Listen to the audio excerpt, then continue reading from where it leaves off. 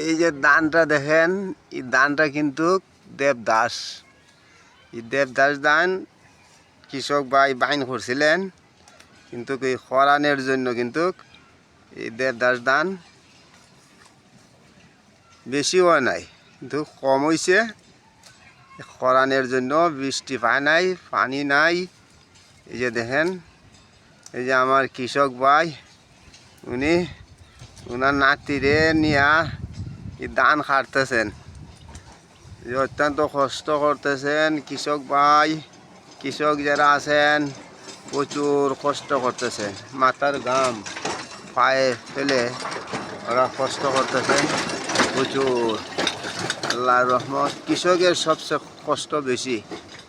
আমাদের পাইকপাড়া গ্রাম কৃষি হয় অতি বেশি এবং প্রচুর কৃষি।